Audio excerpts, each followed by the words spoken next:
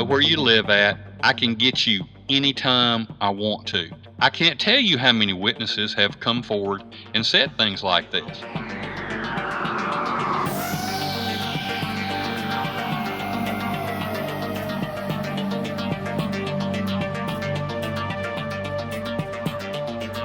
Thank you for joining me on the Unrefined Podcast. I'm your host, Brandon Spain, along with Lindsy Waters, where each week we delve into the mysteries that shape our world, from the tangible to the supernatural, with a foundation rooted in biblical truth.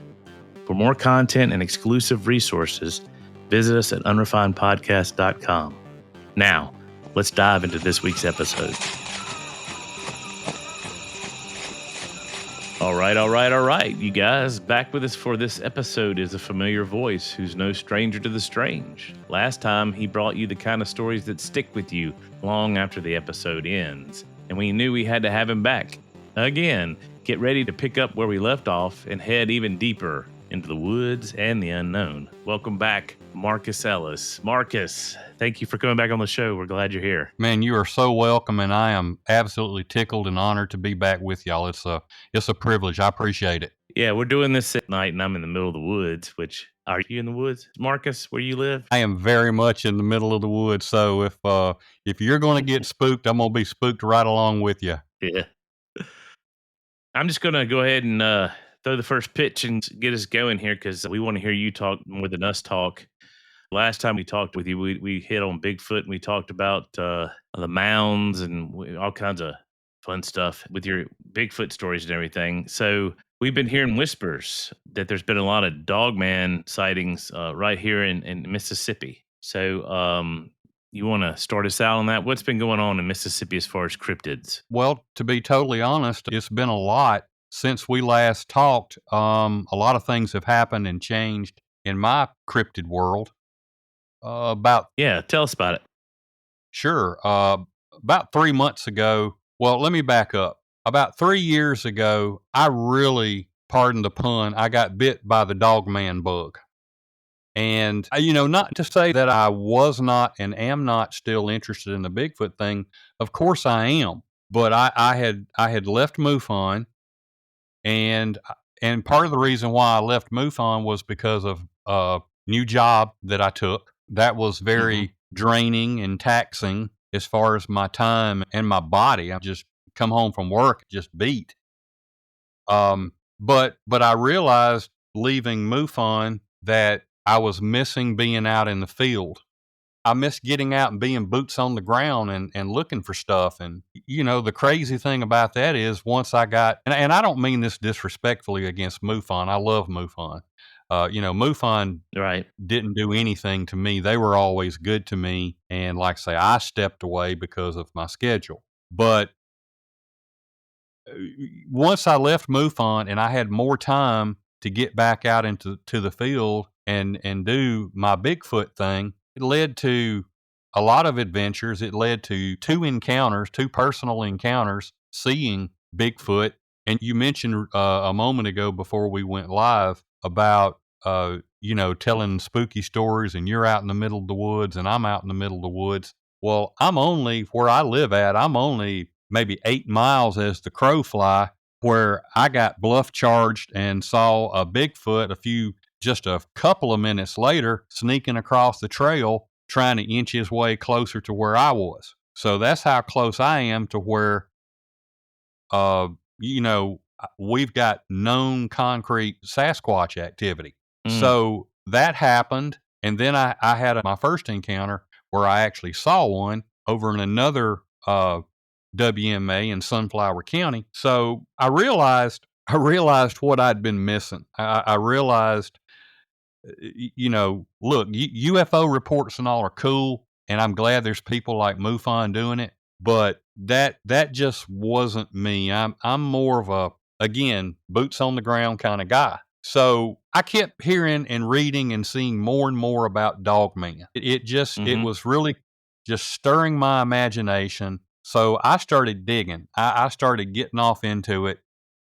And before this, and we can talk about this in a little bit if you want to, but before this, M.K. Davis, he had a case over in the Sky Lake area and you guys always hear me talking about Sky Lake. That's where a lot of my research takes place. Yeah. But a Yeah. few miles from Sky Lake, an event occurred there that at first I thought was Dogman, and it was proven beyond a shadow of a doubt that it was not Dogman, but it's just a terrifying, frightening story in and of itself. And again, I'm trying to get to the answer of your question, but what got me into Dogman one was because I started hearing reports of encounters here in Mississippi, but they were real few. They were sparse. They were scarce. I couldn't get anybody to talk. I couldn't get anybody to come forward. And you had these little pockets on the internet, giving drips and drabs encounters. And I'm like, how do I get around this? And I wrestled with this for about 3 years. And finally, first part of the year, I reached out to a podcaster, and his podcast is Dogman centric. That's pretty much it. And I reached out to him, and he called me, and we had we don't care. You go ahead. Mention who it is. That's fine. Yeah. Okay. Well, I mean, I'll be happy to. It was Vic Cundiff with his Dogman podcast, Dogman Encounters Radio. Okay. And Vic was just really super nice and super sweet. And he gave me a lot of names and telephone numbers of people who I could reach out to.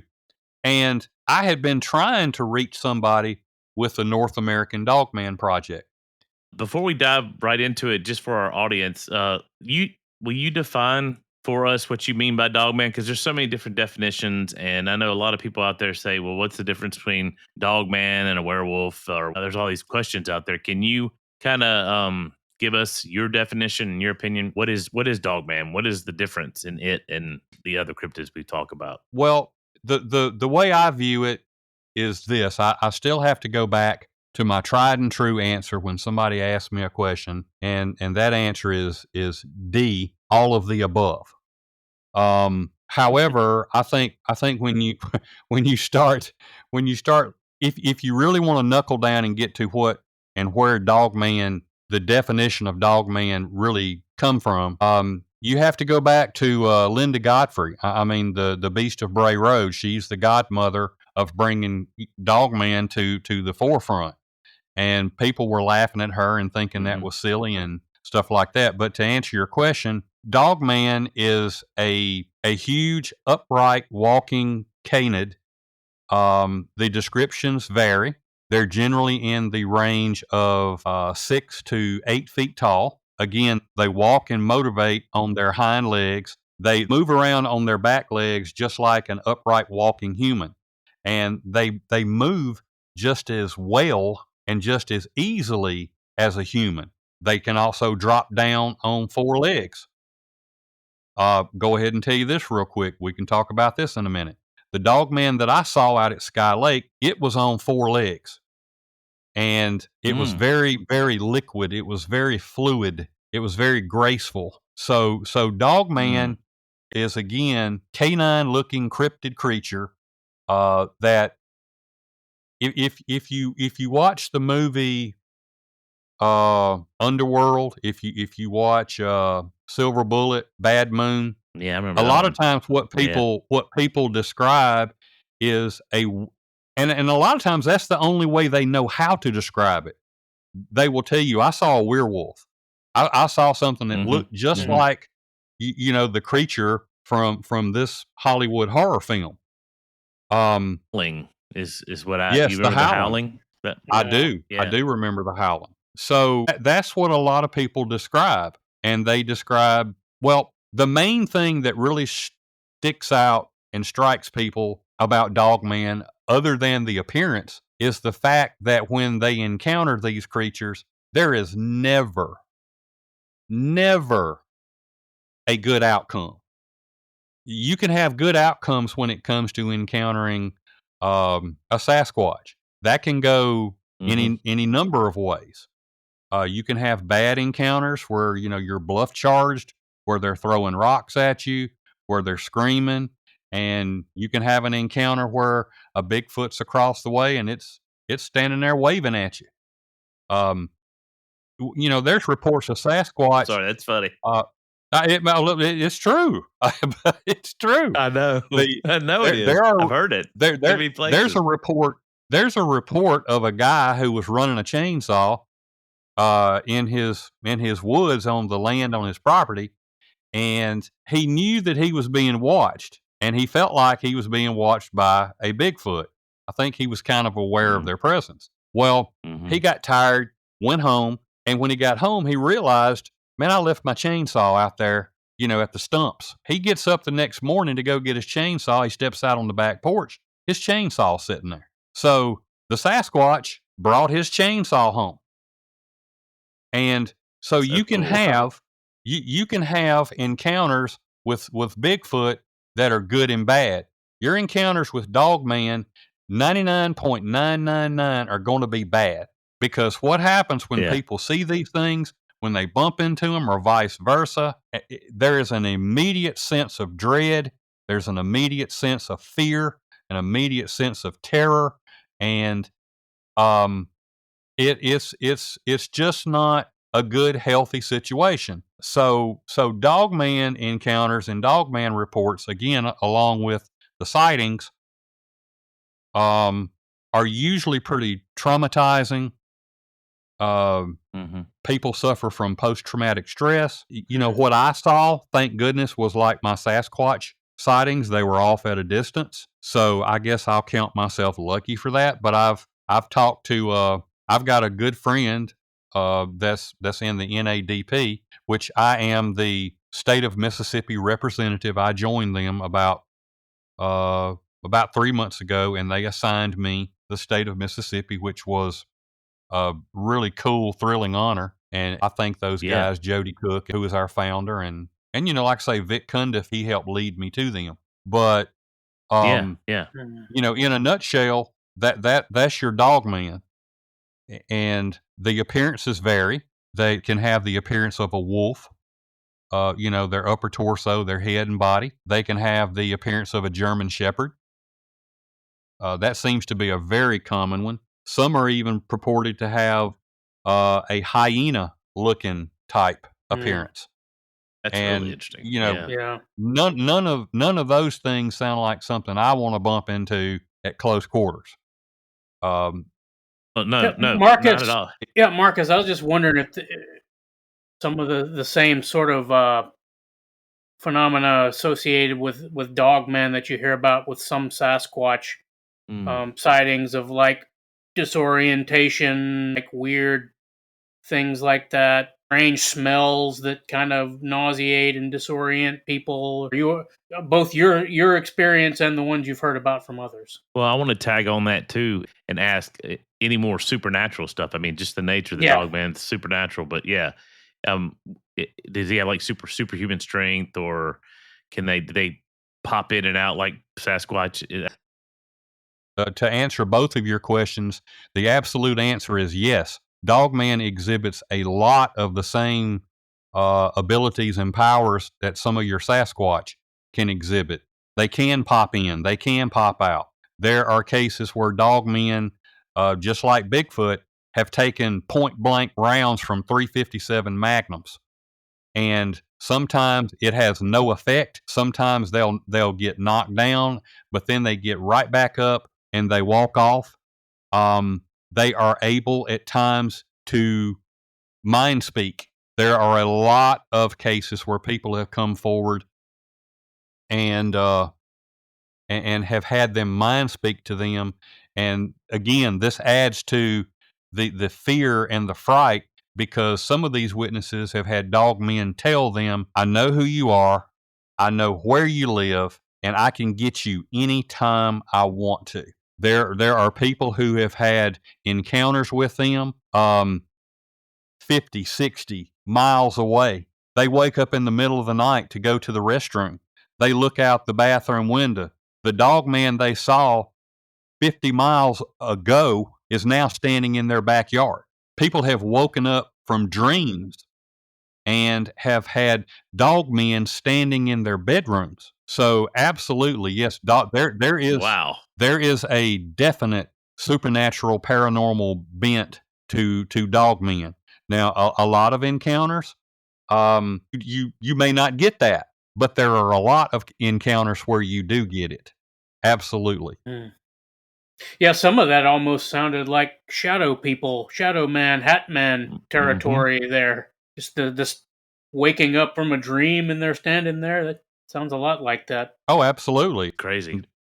I don't know if any of you guys have read the sequel to Colm Kelleher and George Knapp's book, The Hunt for the Skinwalker. They did a follow-up book called Skinwalkers at the Pentagon. And one of the guys who was visiting Skinwalker Ranch, they had some weird stuff happen. And this guy who was like hundreds of miles away, he's a government employee. He comes home, and immediately inside the house, things starts going haywire. They've got poltergeist activity. I mean, drawers are flying open, cabinets are flying open, wine glasses and wine bottles are hitting the floor. And anyway, this gentleman had to go on a trip for the government. And while he was gone, it was, I think it was his wife and his two sons. They were there at the house. Well, one evening when I guess the wife was out getting groceries or something, the boys look out into their backyard and there's a dog man standing there, and it's watching them. It's looking at them. And this dog man made several visits to the house. So guy goes to Skinwalker Ranch, something attaches itself, the old hitchhiker effect, and he comes home, the household goes nuts, and then they've got dog men showing up in their backyard. So I really feel like there is a high probability that we are dealing with something that when it's here, it's flesh and blood. It's as flesh and blood as you and I are. But when it goes, it's not. And I've listened to a lot of encounters that now Martin Groves and Daryl Denton are coming forth and talking about, because they're still going up into the land between the lakes on a very, very regular basis. And they had an encounter with a dog man in the LBL, and they both described this thing as being physical yet translucent. So the land between the lakes is just busting wide open with dogman. And I'll tell everybody this. You guys will absolutely eat this up. But if you go to www.northamericandogmanproject.com, right there on the front page, the NADP, Jody Cook, he was contacted by some people that had been in the LBL, and they captured on thermal some really good video of what appears to be a female dog man or dog woman holding a pup. And this video, this case is right there on our front page of our website, and it is absolutely mind-blowing. It's some really, really good, footage, and the story is just fascinating. But yes, Dogman is linked to that, definitely. Absolutely. I mean, Dogman is very much alive and well in the state of Mississippi. And once I did two things. Before I joined up with the NADP, I started digging, hunting, scratching, scrounging, trying to find anything I could as far as Dogman encounters in the state of Mississippi. And I managed to get my hands on probably about 12 cases that I just scrounged and hunted for. And they weren't high on detail. And I will admit this to the listeners now. The cases that I got from the NADP, they weren't high on detail either. But I also talked to a good friend of mine who was a Bigfooter from down in South Mississippi. And now there is a funny story about a dogman encounter that it wasn't funny for the people that involved, but me and you will get a chuckle out of it. But when I got through doing my own digging, I had, like I say, probably 10, 12 cases that I felt like were solid. And then I joined the NADP, and I reached out to our computer IT guy, and I said, "Hey, can you send me anything for the state of Mississippi?" And he's like, "Sure." And he sent me like 25 cases. Now, some of them were repeats. It was a double entry. So I had to take a couple of them away. There were one or two And I got to be real careful here because I don't want to upset anybody or tick them off. Again, I will say it. We can edit out anything. We can edit out anything needs to be edited. Okay. Just let us know. Well, let me say this right now, and I'm not saying this is not true. I'm not saying the person who put this out is telling a fib. I'm not doing that. But a lot of times when you look into Dogman in Mississippi, you always wind up pegging the map at Taylor, Mississippi. And if you peg Taylor, Mississippi, you're going to peg the siege of Lockett Ranch. That's just a story that's out there. And if you go to looking for Dogman stuff in Mississippi, you're going to encounter that. Now, I have not been able to substantiate that story, but the famous podcaster Dark Waters, he's the guy who put this story out there. And but personally, I have not been able to substantiate that story. Now, let me say this. One thing I can substantiate is the fact that of the cases that I have found, probably 6 to 8 of them are all from Taylor, Mississippi. So whether the siege of Lockett Ranch took place, whether it didn't, one thing that cannot be ignored is the fact that there are a lot of cases from Taylor, Mississippi. The representative for NADP from Arkansas, his name is Todd. I talked to Todd one afternoon, and he told me, because Todd is a truck driver, he said, I've been through Taylor, Mississippi a whole bunch. Why would you not go to Taylor, Mississippi, pass through and see what you can find? And he told me, people in Taylor, Mississippi, they're tight-lipped and they're probably not going to talk to you. But he said the way some of the people acted, their reactions, and the few that he could get to say something, he flat out told me there is definitely something going on in Taylor, Mississippi. But it's not just Taylor, Mississippi. I have found and got cases starting from way up north, going all the way down to the coast. And if you want me to tell it to you real quick, I'll tell you it was a serious story, and then we have one that's kind of humorous. And also too, while you're telling stories, has there been an uptick of Chupacabra sightings in Mississippi as well? Have you heard that? The big case that I looked into with MK, which was a absolutely, again, pardon the pun, a monstrous case. That I don't know how to say this. I'll put it like this. Your Chupacabra in the state of Mississippi is much like a Chupacabra that you see in Texas, Louisiana, that's come up from Mexico and stuff like that. And your canines that get the mange, I think is called sarcoptic mange. When you see these animals with that condition, you see it on coyotes. You see it on coyotes a lot of times. We see had it on one on our land. A lot of coyotes. But when they get ate up with that mange, they are the most pitiful looking creatures that you'll ever see. Your heart just breaks for them. And I know a lot of people don't like coyotes, but I mean, when I see pictures of these things, and there are a lot of pictures of alive and dead ones from here in Mississippi that have that condition.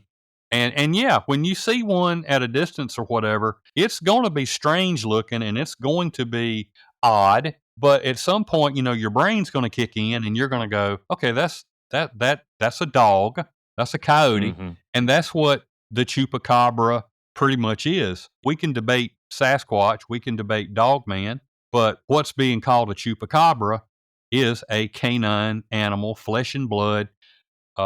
There's been bodies recovered. They've been shot. They've been killed. They've been run over. There's just Google Chupacabra in Mississippi, and you'll get 500 pictures where people have taken photos of them and popped them up on the internet. But the case that MK started, this was something way different.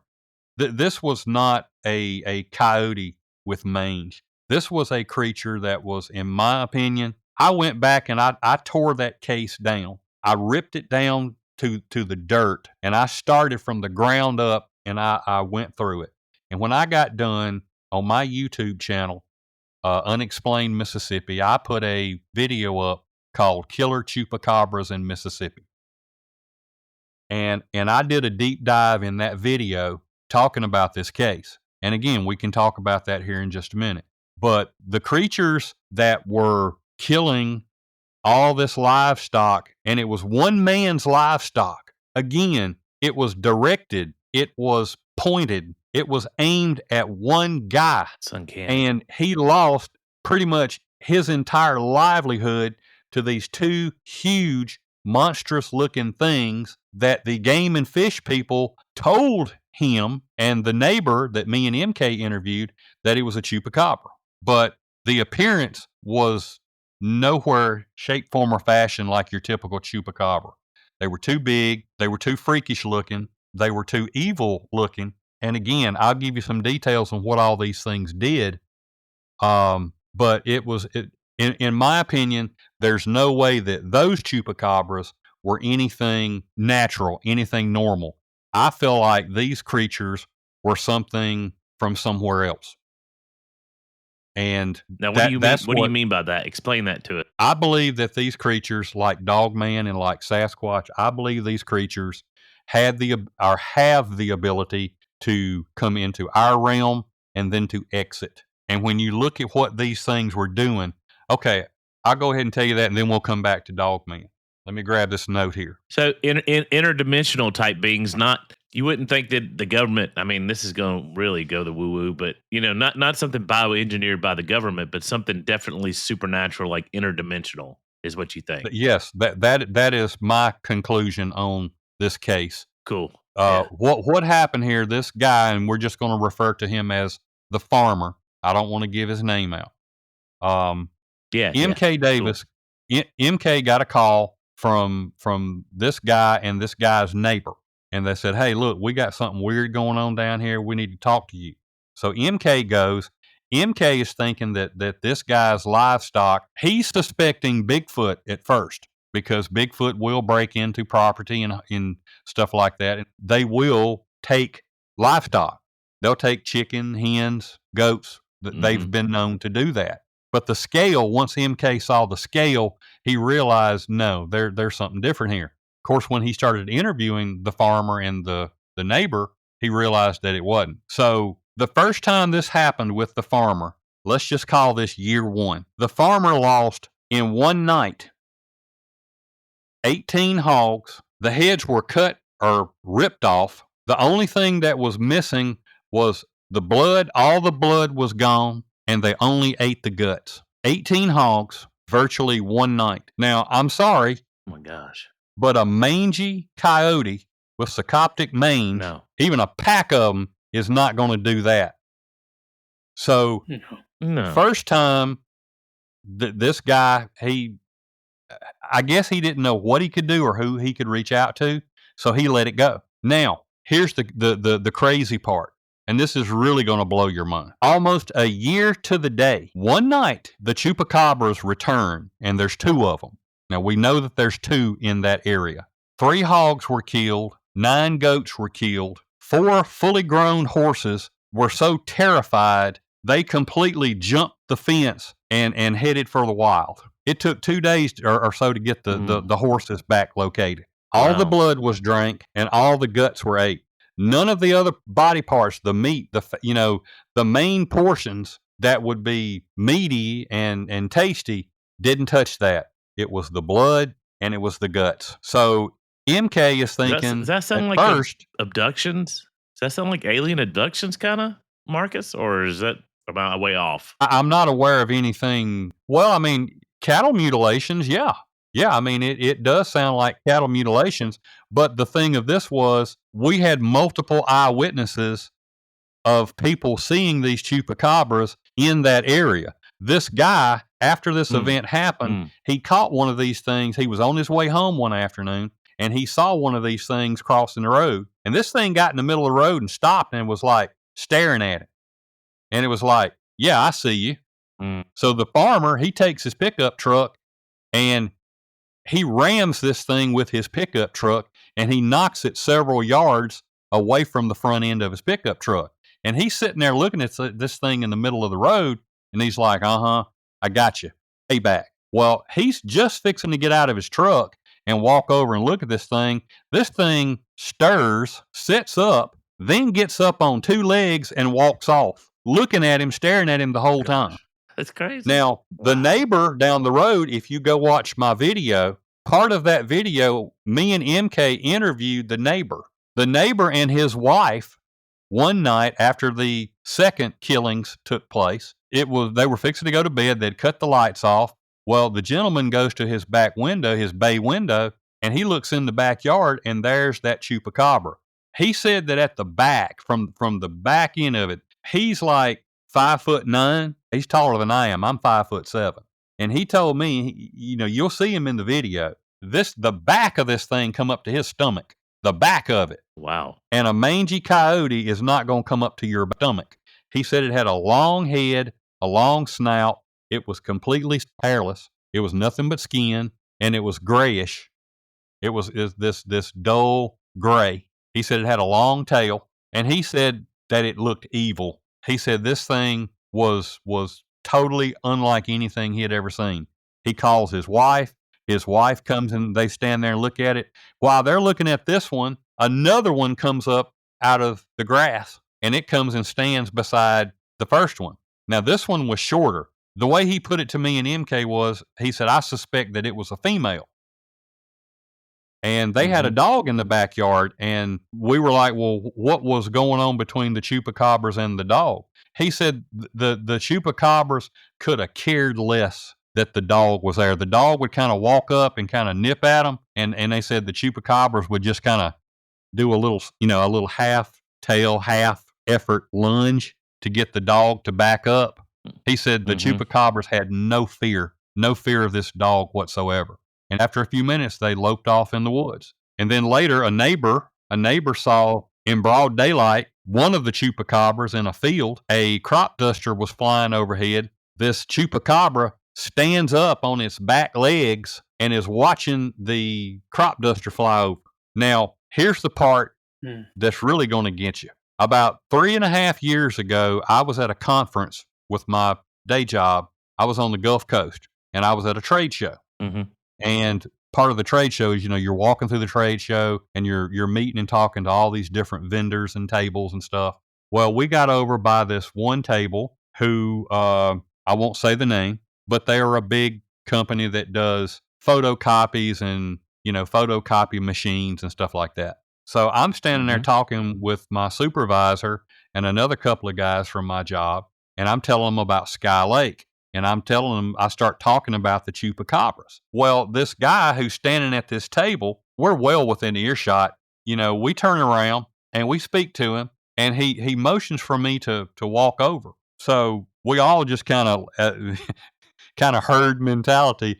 Everybody just kind of followed me, and we drifted over to this company's table. And this really nice, super cool, super nice black gentleman, he started asking me, he said, I couldn't help but overhear what you were talking about. Where did this happen at? And I told him, and he said, so that's in the Belzona Sky Lake area, right? And I said, yes, sir, it is. And he said, what did you call that thing? I said, a Chupacabra. That's what everybody's calling it. And he said, describe it to me. I described it, and he got quiet, and he looked up at me, and he said, that's what me and my wife saw while we were on our way home one night. And I said, do what? He says, yeah, I live in Belzona.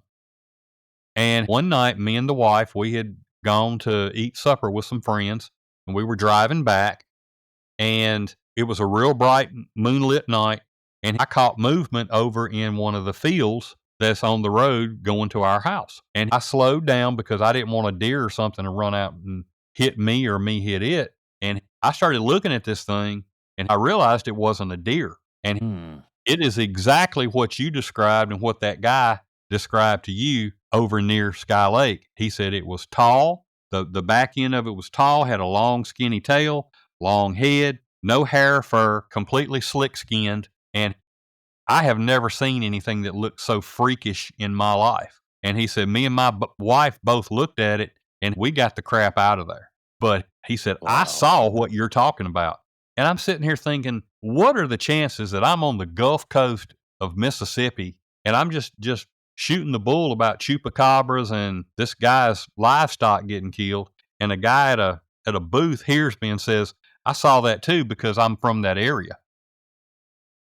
It was crazy. It was totally crazy. But these chupacabras, I do not for a second believe they were your typical chupacabras. I believe that these things were interdimensional, possibly demonic. Because again, look at what they did. The only thing they did was they drank the blood. Yeah. I mean, if that's not a warning sign right there, and then the fact that they just ate on the guts and they ripped and tore the heads off, an unclean part of the body, you know. Right, exactly. I mean, when you look back in history, and we won't go down that rabbit hole, but that's another story for another time. But when you look at the Nephilim and what they did when they were back on the earth before and after Noah's time, they were cannibalistic, they were blood drinkers, and that's part of the reason why in the Bible God told us do not drink blood, because they were unholy, were doing this, and God's like, I don't want y'all doing that. That's not what we're going to do. So, and when you come on through time, when you look at all the satanic worship, ritualistic worship, blood is always at the center of it. Now, have I gone off into the twilight zone? Yeah, I have. But again, when I tore this thing down, that was my conclusion. My conclusion was these are not mangy coyotes. This was something else, and it was they were from somewhere else. And to answer your question from earlier, are chupacabra sightings on the uptick? I'm going to say no. I don't think since this last attack and these last reports, I don't think these chupacabras have done anything else in that area. If they have, then MK has not said anything to me, and I know he would tell me if he had heard of any follow-up reports about this. So it's just like, swish, they're gone. Marcus, real quick, these chupacabra they're mostly quadruped, right? They're mostly on all fours, or were they also reported on two legs? I can't remember what you said. The bulk of the time, if not most of the time, they are down on all fours. Your chupacabras, okay, you don't get a whole lot of uprights. But again, in this video of us interviewing this guy, when he told us that that this one was watching the crop duster go over, and it stood up on its back legs, the first thing that went through my head way back then was Dogman. But I very quickly had to retract that thought, because this thing in no way, shape, form, or fashion matched up to a Dogman. But it's odd that when the farmer hit this thing, I mean, evidently he heard it. Evidently he shocked it or damaged it or something, because it got up on two legs and managed to get away. And of course, a lot of animals that are four-legged creatures, when they find themselves in situations, they can get on their back legs or front legs and motivate for a little while. But no, your chupacabras are pretty much down on all fours. All right, well, this is a good segue for Dogman. Let's jump into your Dogman stories. I want to hear them. And my first question before you jump into them is, are these Dogman stories in any certain part of our state? Are they occurring in any certain areas more than other areas? I don't think so. I think they're just occurring all over. I really do.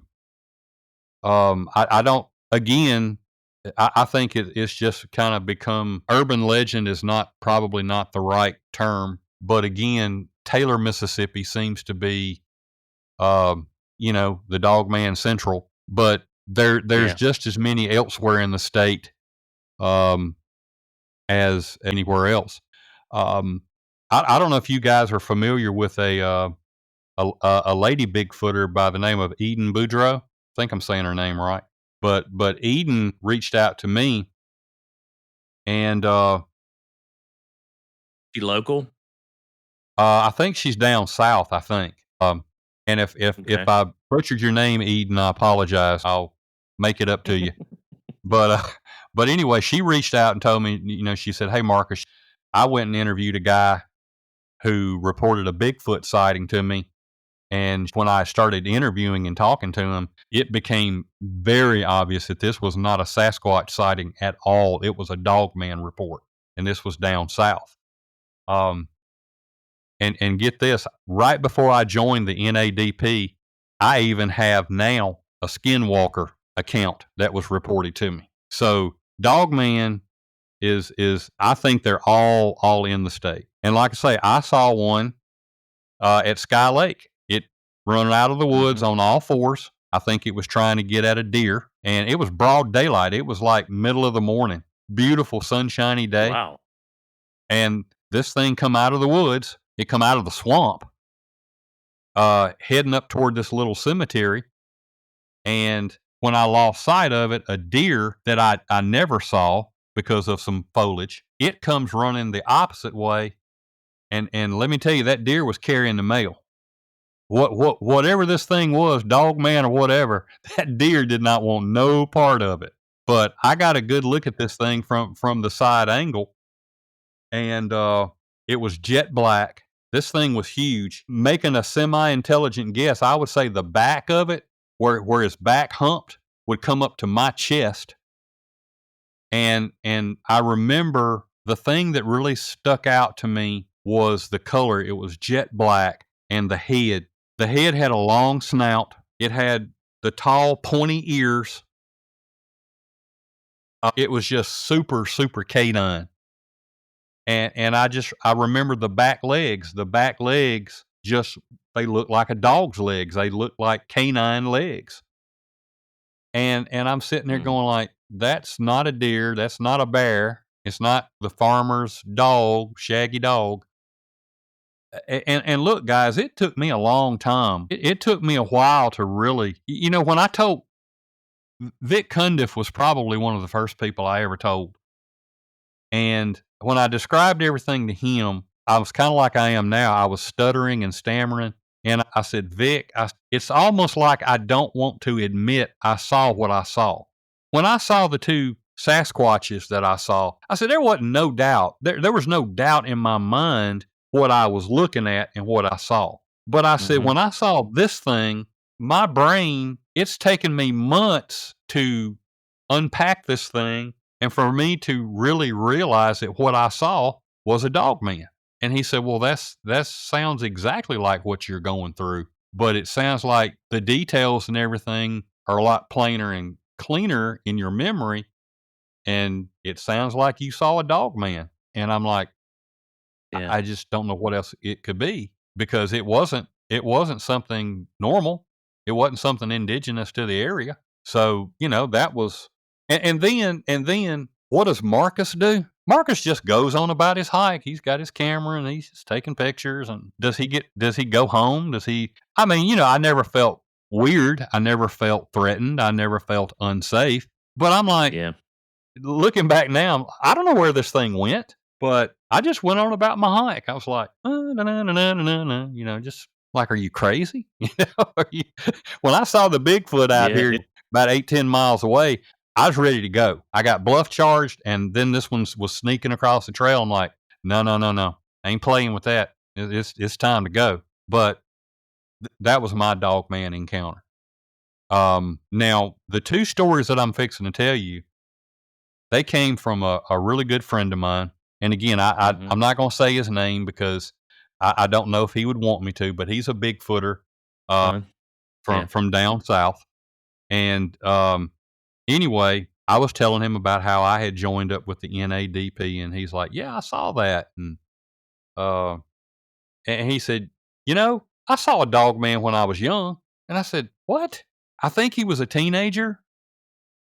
And this was like in South Central Mississippi. He showed me exactly where it was on Google Earth. And he said, I was in this field. Okay. He said, I was deer hunting.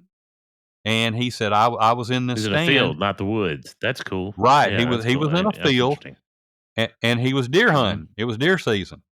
And he was looking at this field, and he said, this thing comes out of the tree line. It's on two legs. It's a huge black canine looking thing walking, kind of trotting across this field on two legs. And he said, once it got close to the other side of the tree line and was close to the tree line, it dropped down on all fours and shucked it on up into the tree line. And I said, "You really saw that?" He said, "Yes, sir, I did." And he said, "Buddy, I was done hunting that day." And I said, "Wow." I said, that's crazy. And I know this guy, and I know he was telling me the truth. And he said, "Well, that's not all." And I said, "What, you saw it again?"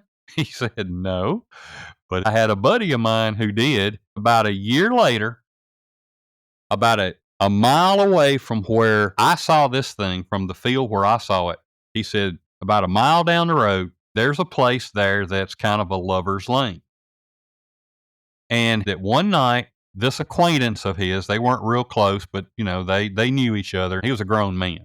But he told me, he said, this guy was having an affair. He was fooling around, and he had his mistress in their car, and they were at this lover's lane spot.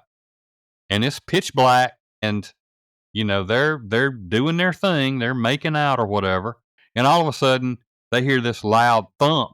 Something slaps, hits, or runs into the car. So the makeout session kind of comes to a pause, and they're wondering what in the world is going on.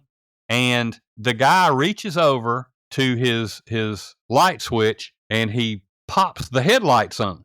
Just pops them on, just wide open. He pops them open, and standing there in front of the vehicle is a 7.5 foot tall jet black Dogman. He said it was probably the same one I saw. It was 7.5 feet tall, and this thing is standing there with its paws on the hood, looking at them, and it's like, y'all need to leave. And I looked at my friend and I said, well, don't stop there. What happened? He said, well, they left. They got the heck out of Dodge. And I said, well, that's kind of what you get. You're fooling around on the missus and you run into Dogman. Now, I'll tell you another story that really is frightening. My friend from Arkansas, Todd, he's the state representative director for Arkansas. And when I became the representative for here in Mississippi, he called me up, and I think it was a combination of a congratulations, hey, welcome to the group and all this. And I think it was a situation where he was trying to make sure I wasn't, some guy just looked into the organization. I never even went out my back door, much less go Sasquatching and Dogman hunting. But in the course of our conversation, he was trying to make sure you had the receipts. Yes, right. He wanted to make sure I had paid the bills. Yes, that's right. Yep. And anyway, he told me about his encounter, and when he told me that story, I was like, this goes into the intelligence. This goes into the paranormal, in my opinion. And I think maybe Todd would agree with that, because Todd kind of feels like there is a dimensional thing at play here. But Todd was hunting, and Todd's a big guy. I mean, he's huge, and he's in the woods hunting. He's way back. He's probably, I forget how many miles away he was from his vehicle, but he was on foot. He had a backpack, had his gun slung over his shoulder, and I think he said he had a high-powered sidearm. Well, anyway, he's walking through the woods, and all of a sudden, he's kind of jerked back. He's kind of just stopped. And he said, Marcus, he said, I'm a big old boy. It's going to take some serious vines or whatever to stop my forward motion. And he said, I'm thinking that I've done got hung up in some briars, some of those big, thick, thorny briars, and they've really got a hold of my backpack or my strap. And he said, I kind of shrug. I'm not getting free and can't move forward still, but I turn around, and he said, I am face to face with a Dogman. This thing is right in my face, and this thing is looking at me. He said, it is staring into my soul. And this thing, I never saw it when I walked by it. This thing reached out and grabbed me and stopped me mid-stride. And he said, I turned around, we lock eyes, and I started going for my gun. I started going for my sidearm. And he said, all of a sudden, this thought popped in his head. That's a big mistake if you do that. And interesting. I left the gun alone. He said, I'm standing there and I'm looking at this thing. It's still looking at me. It takes its arm and it raises it up and it takes a finger, a clawed finger, and it points back in the exact direction he had just come from, in the exact direction where his truck is. And he said, it never said anything to me, verbally or whatever, but he said, I knew what this thing was telling me. It was telling me, you need to go back the way you came and you need to go get in your truck and you need to go home. Yeah. And he Off said, with you now. exactly. And he said, he turned around. He never took his eyes off of it. But once he got to the point to where he had no choice, he said he didn't run, but he hot-footed it back to his vehicle. And he said the whole time this thing was shadowing him. He could hear it moving in the brush in the woods beside him. He said it was escorting me out, and it came right up to the tree line to where I was parked, and I know it was there. And he said, I got in my truck and I went home. And this guy was really, really shook up. And when he was talking to me and telling me this story, it was really terrifying. I hope Todd doesn't mind me saying that, but it just goes to show you that an encounter with one of these things is just about not going to end well. Well, it all these encounters from all these cryptids always change people's lives, and that's one of the reasons why we kind of do what we do is we want to create a safe place where people can talk about this kind of stuff without being like looked at as a weirdo. I mean, any more than normal, or actually try to make people like, hey, it's okay to be weird because it's biblical to be weird, and there's all kinds of weird stuff in the Bible and everything, and so I have never heard a story where the first time somebody, I mean, I bet you that's what got him into all this was that encounter, probably. It absolutely was, and it absolutely was, and he will tell you that. And he went on a lifelong journey to make sense of this encounter and to deal with what he dealt with inside. And like I say, he's I consider Todd to be a really good friend. He's a good guy. I think he would give you the shirt off his back. And yeah, he'll tell you that's why he's a state representative for Arkansas with the NADP. I think he talked to other people and people in the NADP and others. They made him feel like you're not alone. You're not by yourself. Your encounter is not nearly by itself. So I think maybe that, and I'm sure there were other avenues that people that Todd talked to that made him feel better. Marcus, you're right what you said earlier about how this just how the kids say it nowadays, this just hits different than a Sasquatch encounter. It feels different. It's like, of course, you're going to be scared of the Sasquatch just because you just are. But this is like almost terror versus fear, if that makes sense. And I was laughing about the couple in the car. Like you said, it was funny, but it probably wasn't very funny for them at all. But what creeps me out the most about this, Marcus, is how, like you said it so well. It looked in his eyes, and it spoke to him. He could see, it's like it was looking into his soul, and that and mimics. When cryptids do that and they mimic, that really just scares the cuss word out of me. I mean, it really does. Well, it goes back to where we started out with this conversation. How can a creature that is all flesh and blood, that's just a wild animal, how can a creature that you see miles away, miles ago, why is it in your backyard now? Why is it able to be able to psychically speak to you? And this has happened a gabillion times. Again, I know who you are. I know where you live at. I can get you anytime I want to. I can't tell you how many witnesses have come forward and said things like this. I can't tell you how many times people have had firearms and they see these things and they'll go for their firearm and it'll pop in their head. You're fixing to make the worst mistake of your life. If you hurt me, I'm going to hurt you. So, I mean, can a bear do that? Well, of course not. Can a mountain lion do that? No. No. Nope. They don't have the ability to do that. So how come? Why can a dogman do that? Now I'm not saying all of them, do that, because Right. not every encounter Well, has if one does, involved. like Dr. Heiser used to always say, I'm going to butcher his quote, but if you can prove it once, the burden of proof is for others to. Yeah, prove me wrong. Yeah. Yeah, basically, it only takes one case to bust the paradigm. There you go. More or less. Yeah. Yeah. One case. Yeah, that's just one case. Absolutely true. So again, when it if comes there's to one dogman in the world, that's terrifying. Yeah, exactly. And that's probably one dogman too many. But yes, that's the way this thing generally goes. And when people see these things, like I say, it's usually not a pleasant.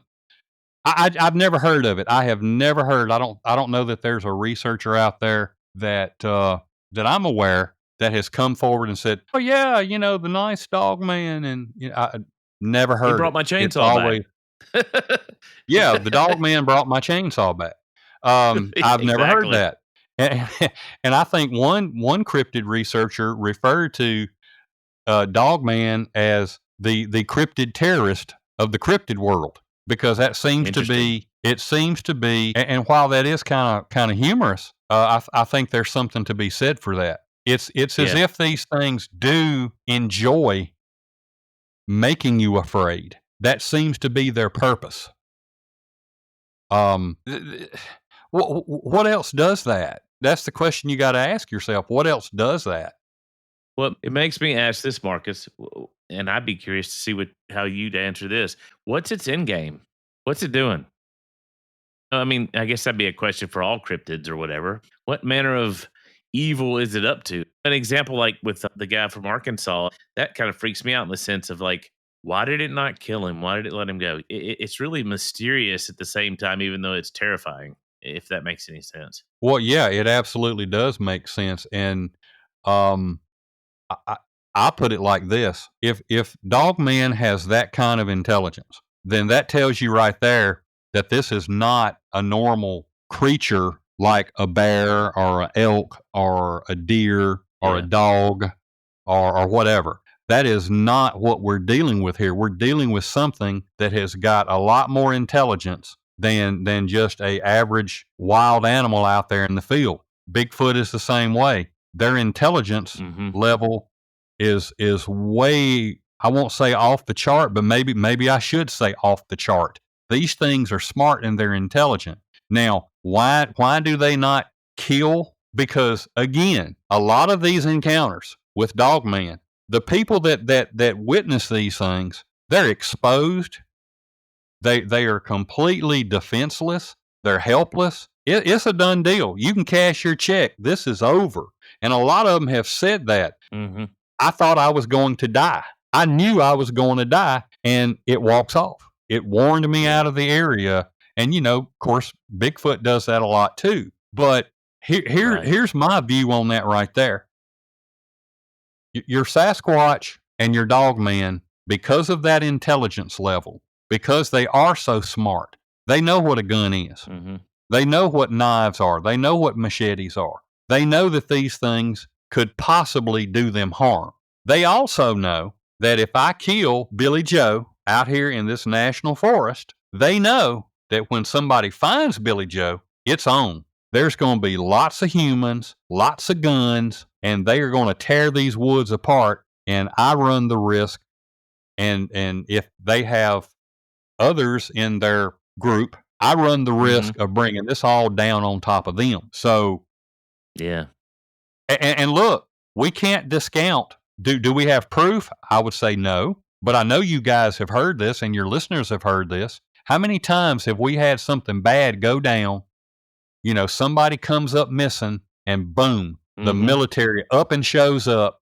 Nobody, why are they here? I don't know. I didn't call them. But the military just shows up.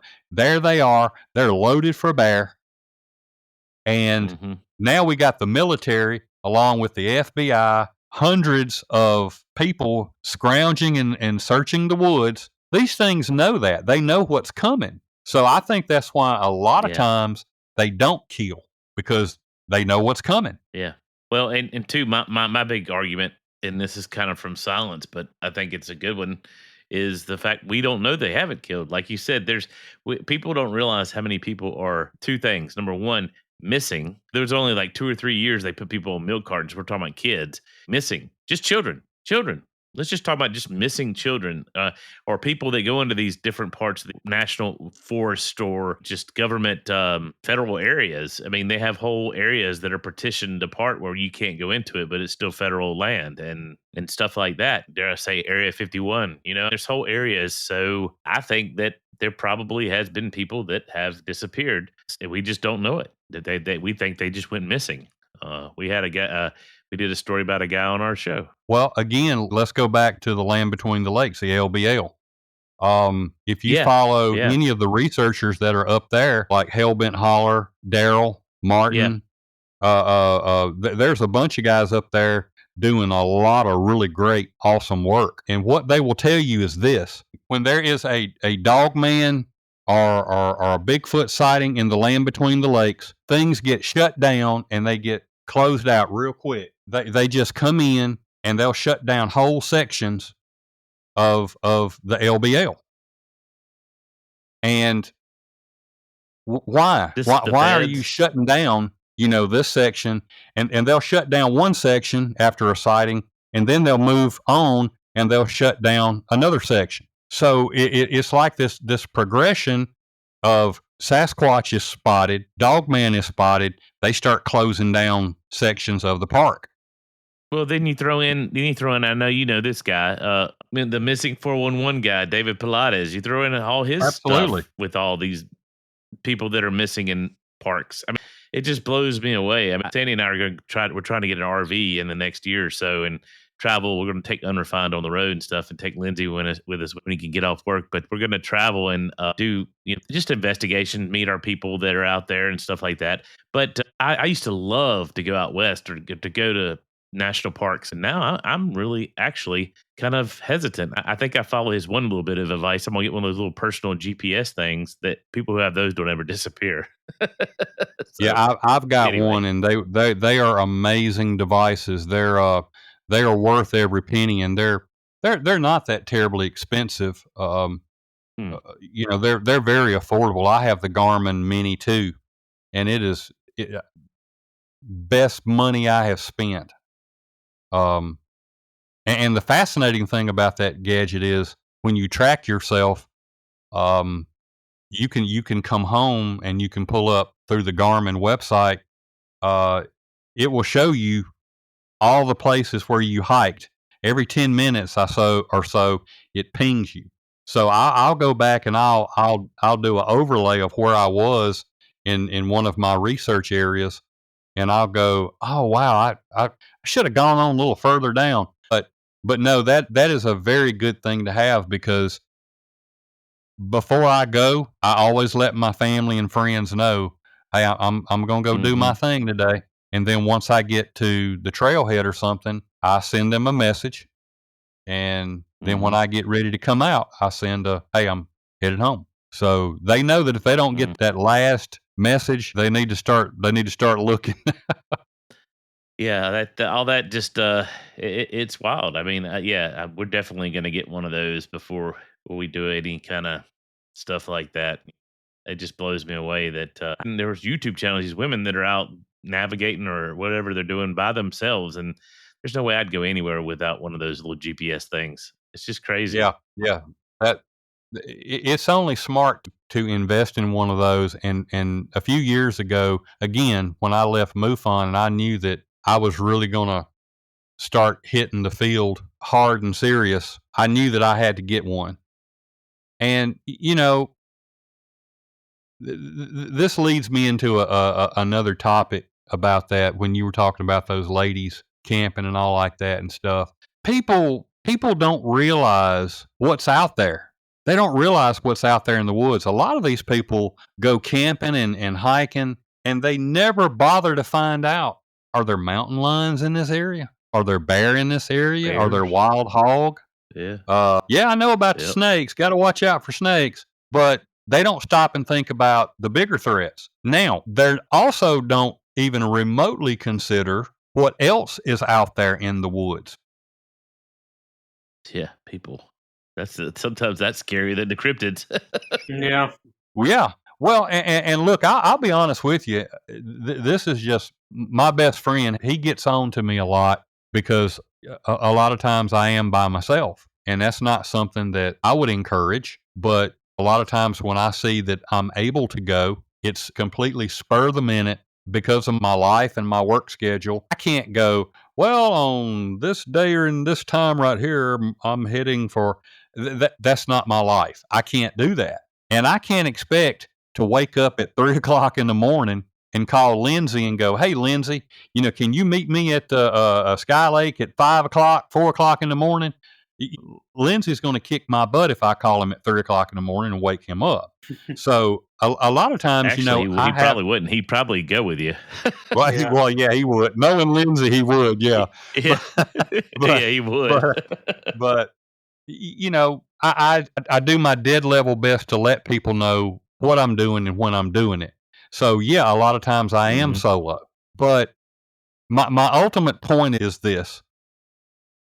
If it's not for people like you and your podcast, if it's not for things like the NADP, and there's a lot of Christian guys out there, when you look at your Steve Quayles and your L.A. Marzulis, and there's other guys that are out there that are telling you, your Scott Carpenter's, rest his soul, that there is a spiritual element to this, that there could be something biblical in nature that is causing some of, if not all of, this phenomena. But again, I'm not slamming church. I'm not slamming religion because I'm a Christian sinner that I am, and I love church. There's absolutely, positively nothing wrong about going to church. I'm not saying that. What I am saying is you're not going to get this on Wednesday night or Sunday morning, and I don't understand that. That kind of blows my mind. I know preachers and pastors that will love to talk with you about this stuff off and away, but it's not going to be a part of your general service. And at the same time, I get that. I do get that. But knowing your enemy is just as important, in my opinion. And Absolutely. If you don't know your enemy, then you're going into a battle blind. And that's one of the most, if you could ask General Patton, did he go into a battle blind? He would probably look at you like you lost your mind. I mean, of course he didn't. Most smart people, commanders and generals don't. Things will get sideways, of course, but you've got to be prepared. And that's why I do what I do. And when I joined up with the NADP, one of the questions they asked me was, why do you really want to do this?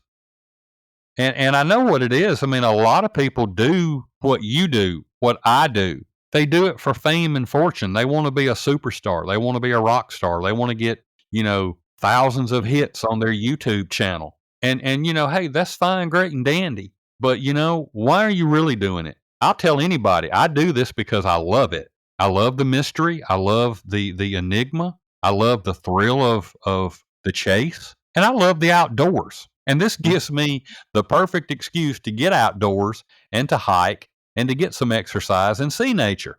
Because most of the time, I'm not going to have an encounter with a Bigfoot or a Dogman or anything like that. But that's part of the fun of going into, these research areas and looking. But it's also, I'm doing it to document and to be able to tell people, don't laugh at that. That happened to me. Well, you're a Christian, right?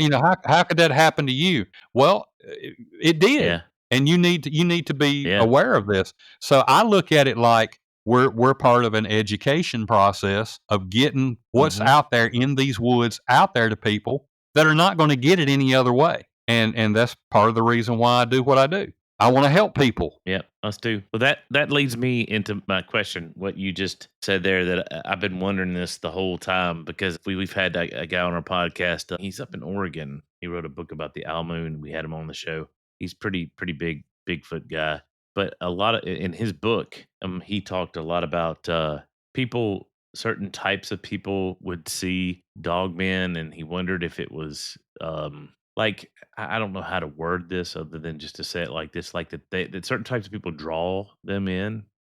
Hmm. Not that I mean, I had a pastor one time tell me that all this is crazy. You have a certain type of psychological problem, and everybody that encounters all this stuff is that I'm like, you're crazy. There's so many different types and styles and flavors of people. Not all of them have the anyway. I don't want to go there, but that's just nuts. He's the one that's nuts. But anyway, but I do wonder though, and I wanted to know what you thought about this, Marcus.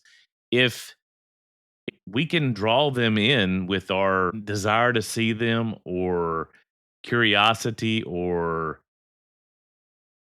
gifts. I mean, I've heard of people putting out gifts for Bigfoot and him coming and replacing and having interaction. And I guess what I want to ask you is, have you ever heard anything like that with Dogman?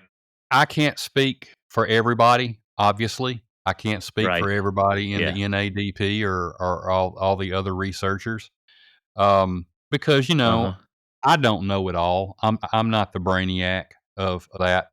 Um, I'm sure if you talk to some other Bigfooters and Mm-hmm. Dogman researchers, in the NADP Cryptids. or outside, they may be able to tell you of people having interactions like people have with Sasquatch. I've never heard of it. I personally, I've never Okay. heard of it. I'm Okay. not going to say that it Okay. doesn't or hasn't or isn't happening, but I'm not aware of it, especially not on the scale of that you can, have that with Sasquatch. And look, the thing about Mm-hmm. gifting with Sasquatch, that's something that you've got to be really, really careful with.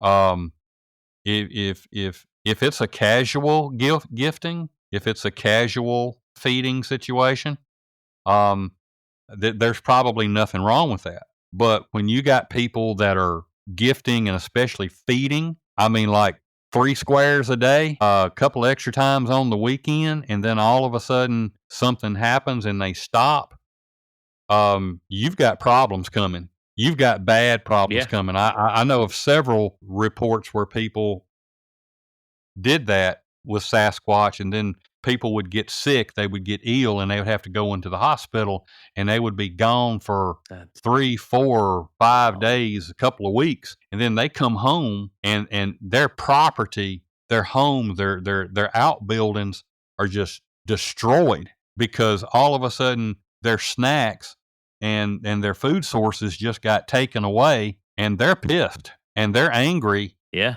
and so again, you've got to be real careful with that.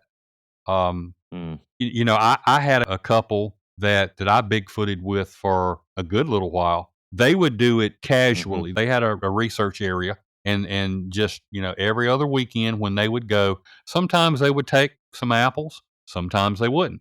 Sometimes they would take little apple pies, sometimes they wouldn't. It was real casual, and I Mm-hmm. was with them several times in this place, and I could tell that these Sasquatch, they were moving around us, they were watching us, they were interacting, and it was never nothing bad. Now, one time when we left some little apple fritter type things, uh, Yeah. Yeah. we would put them down, and the guy would go like, "Okay, let's move on over here, because if we don't, they're going to see this laying here, and they're going to get impatient because because they wanted the snacks." And we would wisely move over to another area, and we would hear them behind us moving in and getting those treats. So, but I've never heard of Dogman. I've never heard of Dogman doing that. Um, Mm. and Okay. again, Yeah. I don't think I'll say it like this: if you're gifting them like that, and they're 100, 200 miles away, you might be fine. But if you've got them on your property, or you think they're on your property, I absolutely would tell anybody, don't start gifting and putting food out and stuff like that, because you can find yourself in a tub of hot water real quick. Well, yeah, and I wondered too sometimes even just with the spiritual dimension of it. I mean, what are we playing with? You know, Right. not just a Sasquatch, but whatever empowers these Yeah. Sasquatches too. So that we might be playing with fire. I've wondered, but I'm not ready to throw the baby out with the bathwater. But I agree with you. I think what you just said is wisdom and balance. You don't want to create a codependency. You don't want to be the Sasquatch's snack dealer. You know. Well, So Yeah. I mean, look, I just had my big old tuxedo cat. You know, he was in here while we were recording a little while ago, and I gave him a snack before we went on the air to get him satisfied and calmed down. And when that snack wore off, I don't know if you guys heard him or not, or Sandy heard him, but he's in here bellowing like a lunatic because he's ready for another snack. So if that's happening with my big old tuxedo cat, imagine what's going on with a 500, 600, 800 pound Sasquatch. It's not going to go well. exactly. I can run Logan out of my room and lock the door. You know, you're not going to be able to do it with these cryptids. That's just not going to happen. No. Mm. So you've got to really be careful when you start something like that. Well, wow. We've been on here for a minute, so Yeah. probably gonna land this plane. Marcus, do you have anything coming up that you'd like to tell anybody about, any projects or anything, or we're gonna put your YouTube channel. Will you tell everybody what it is again? It's Unexplained Mississippi. All you got to do is just type it into the search engine, and it'll take you straight to my YouTube channel. Okay. My website is www.unexplainedmississippi.com. You can also find me at the NADP website, which is www.NorthAmericanDogmanProject.com. You can find me there. And on Facebook, we have a Facebook group for the North American Dogman Project, the Mississippi chapter, and we've got a lot of visitors, and we're growing that. Well, that's cool. I want to join that, because I was just about to suggest that to our audience out there. Anybody in our audience that's local to us in Mississippi, reach out to Marcus or me or Lindsay, and we want to hear your stories. And I'd love to join this Facebook group and just hear the stories, and kind of be a part of a community that's doing this around here. That would be really cool. So okay. So if you go to Facebook and you find me, Marcus Ellis, or you'll see it, but it's North American Dogman Project, Mississippi State Chapter. Wow, I love these stories. And I texted Lindsay. I texted Lindsay while you were on here. I was like, I just love having him on the show. He's just such a great storyteller. I just love these stories. So, well, thank you. That makes me feel good. Yeah. You've got a lot more confidence in me than maybe I do, but I sure appreciate it. And it's always fun to be here with you guys. And that's the thing about us. We're all here in Mississippi. You're located here in Mississippi. I'm located in Mississippi. And we should support each other. We should help each other and support each other. And I was thinking about that before I went live with y'all. I'm like, I'm just thinking to myself, this is really cool that I can be the guest on this podcast, and it's from right here in Mississippi. And I was telling my best friend on the way home, I was telling him, I got to go home and get ready for a podcast. And he said, well, what's the podcast? And I told him. And he said, did you say they're from here in Mississippi? And I said, yeah. He said, oh, my God. He said, that's awesome. It's really always awesome yeah. to be on with you guys. But one thing that I'm planning on doing, I did a video a ways back. I went over to the Winterville Indian Mound site, and that's something that has really this and Dogman really started hitting my brain about the same time. And MK, ever since I hooked up with MK 7-8 years ago, he was all the time talking giants, Marcus, there's giants, giants, look into this, check this out. And I did. I didn't get off into it at the time the way that MK was, but finally when the Dogman thing hit me, I saw something, I forget what it was, but it just teetotally fired me up. It was a combination of things. It was some of Scott Carpenter's work. It was some of MK's stuff. It was some of Ron Moorhead's, his quantum Bigfoot stuff. and he's talking about the Nephilim Yeah. and the giants and all that. And then, I saw some of L.A. Marzulli's stuff and James Hood, really good guy. I love James. But James was telling me, hey, you need to check out this Steve Quayle dude. And I'm like, never heard of him. And I started looking at him, and is it Tim Alberino? Am I saying that right?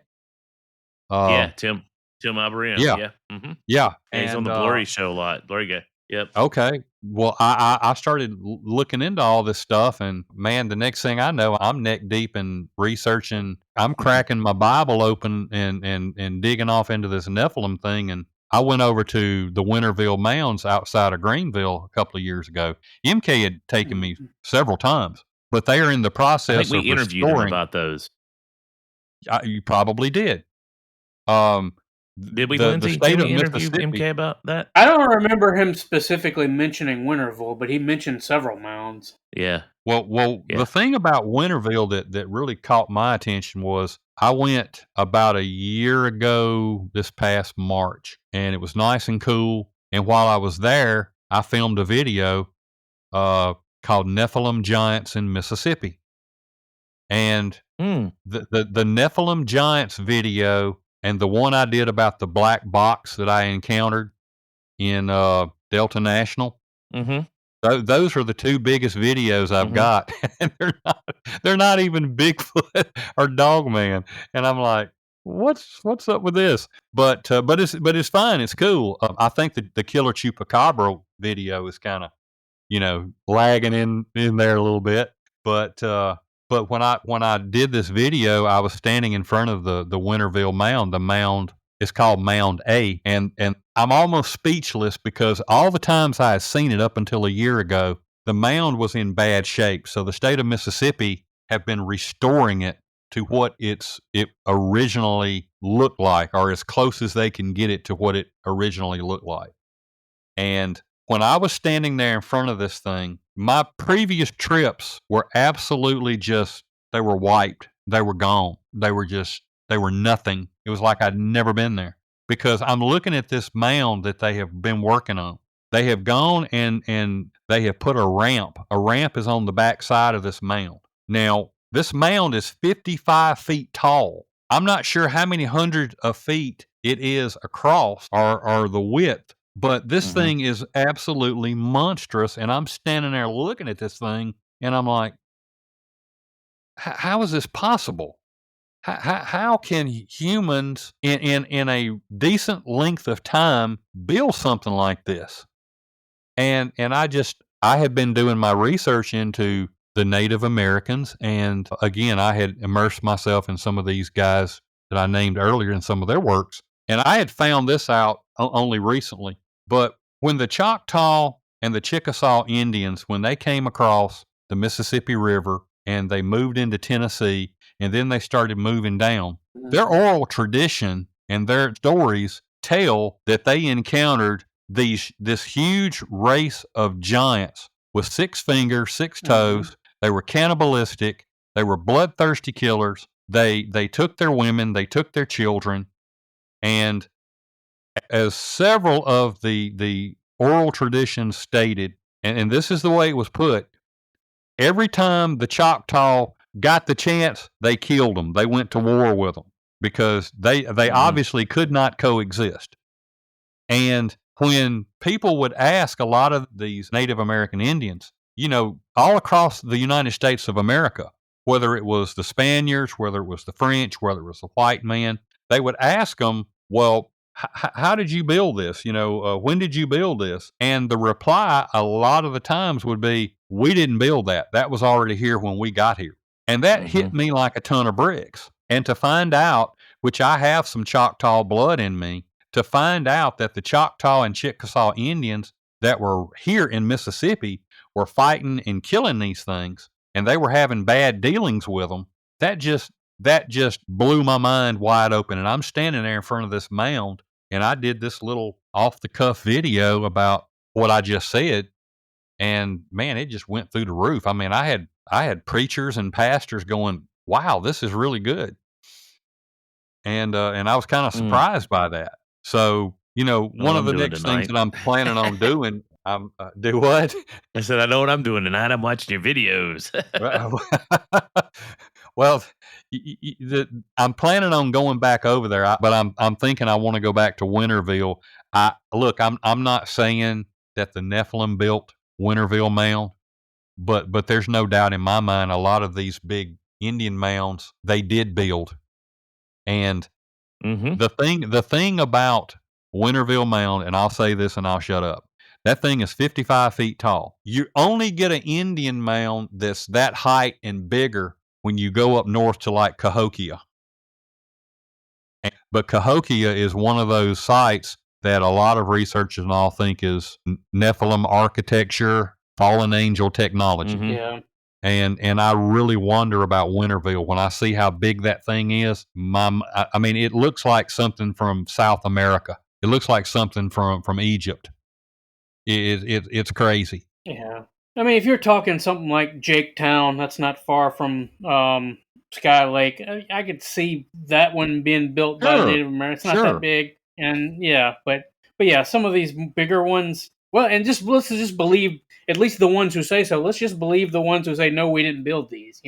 Why would they lie? Why not? Yeah. Right. Well, it's like some of your Native American elders. They will tell you that because what has been forced off onto the American public is the Native Americans. This is what you're going. This is the company line from the Smithsonian and all these other, archaeologists and people that are pushing their agenda, which is basically Darwinism. Their bottom line is, well, the Native Americans, they built that and they did it, and time went by and they forgot they ever did it. They don't remember that they did it. That is absolutely, positively one of the most insulting things that you can say to the Native American people. They are not stupid. Absolutely. And they do not let their oral traditions die. That is not going to happen. So if they tell you we didn't build that, they didn't build it. I mean, come on. Yeah. When I hear that junk, man, it gets me riled up. So I would never say that the Native Americans didn't build some of the mounds. Of course they built a lot of the mounds. They took these Nephilim things. They mimicked it. Right, they mimicked it, and they even did stuff on top of it. It wouldn't surprise me if maybe they even claimed some sort of descent from these giants just as a status sort of thing. You see that everywhere. Mm-hmm. Well, down in South America, from the little G gods, so to speak. Right. Well, when you go to some of the places down in South America, some of those peoples, some of those natives, they will tell you that, our ancestors were the giants. We descend from the giants. So I'm not sure if there's any Native Americans that claim that. Again, I sure don't want to speak out of line there. But as far as the mounds and all like that, they will tell you, we built those. Or they'll go, no, those were already here when we got here. We didn't do that. We don't know who built that. But they do have a tradition, just about every tribe, coast to coast, of encounters with large, demented, sick in the head giants that they had problems with. And MK will tell you a lot about the giants out at Lovelock Cave. Him and his partner, Don Monroe, they investigated Lovelock Cave in great detail. And the Indians there in that neck of the woods,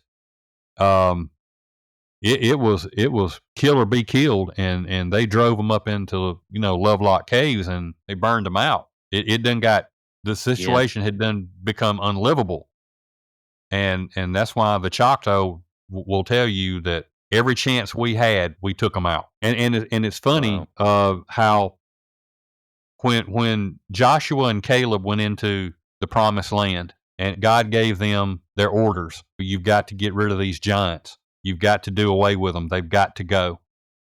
And the things that they have defiled, they've got to go too. Well, don't you know that when the word got out, when the Nephilim were told by their fathers, hey, they're coming for you, y'all need to get the heck out of Dodge.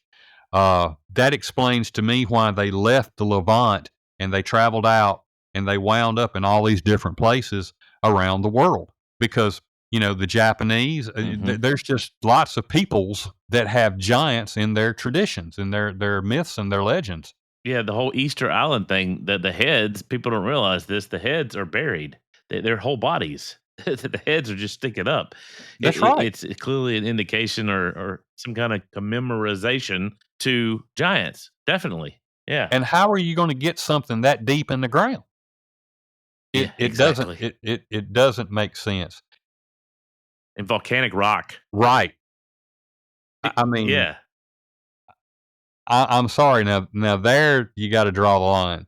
The normal human of that time, we can't even do stuff like that. We can't do that in 2025. And look at the equipment and things that we have at our disposal to do things, earthworks and heavy machinery and stuff. And some of that the stonework, we can't do that. It's so funny that the television show Ancient Aliens, that they've been putting out this thing about extraterrestrials, and I'm like, no, they weren't extraterrestrials. They might have been alien. I'd call them alien, but they weren't extraterrestrials. They were something entirely different. Yeah. Yep.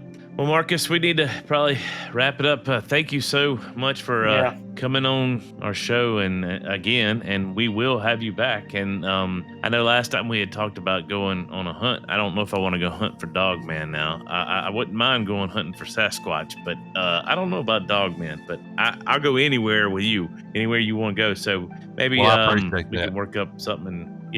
Love to go. Yeah, and you're right. We definitely did talk about that. I know we haven't done it so far. And again, it's like I told you earlier. When I see that I can go, it's so haphazard. But yeah, we will definitely do something for sure. Yeah, that'd be great. Well, thanks so much again, and like I said, we appreciate it.